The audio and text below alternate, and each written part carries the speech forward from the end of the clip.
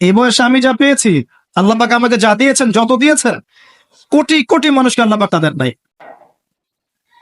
আমি এমনটাই মনে করি। আমি কি শিখাই দেবো সেটা? আপনি আল্লাহ পাকের তাওহীদের ওসিলা দিয়ে দোয়া করেন। দোয়া করতে করতে আল্লাহকে বলেন, আল্লাহ তোমার তাওহীদের কালিমা লা ইলাহা ইল্লাল্লাহ এর ওসিলা করে তোমার কাছে আমি চাচ্ছি, আপনি পাবেন ইনশাআল্লাহ। যদি আপনার রিজিক হালাল হয়, যদি আপনার আকীদায় শিরক না থাকে, যদি আপনার আমলে বেদাত না থাকে, ইনশাআল্লাহ পাবেন।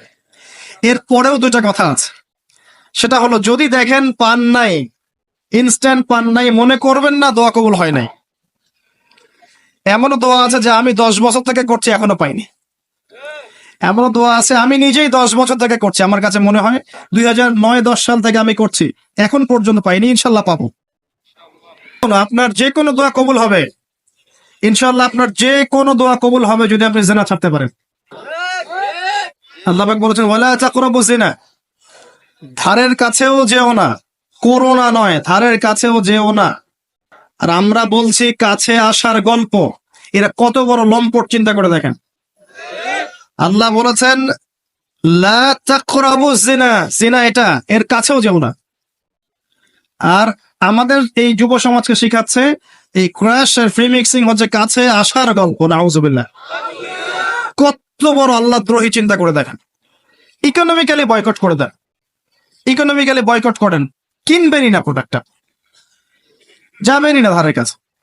সরাসরি যারা আল্লাহর কোরআনের আয়াতের বিরোধিতা করবে, আপনি তার কাছেই যাবেন না। এদেরকে বয়কট করে চলবেন, একা চলবেন, কোনো সমস্যা নাই। কি সমস্যা? নিমের ডাল দিয়ে দাঁত মাজবো, কি সমস্যা? নিমের দাঁত আছে না, এটা দাঁত মাজবে, কি সমস্যা? যাবেন না সব, যায়েন না।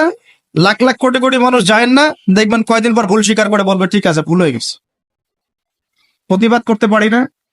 ওই যে মুসলিমরা যদি তেলটা বন্ধ করে ফেলতো, যে তেল দিব না, সুয়েজ খাল দিয়ে কাউকে যাইতে দিব না, অমুক দিক দিয়ে রুট বন্ধ করে দিব, দেখতেন সব সিধা হয়ে গেছে।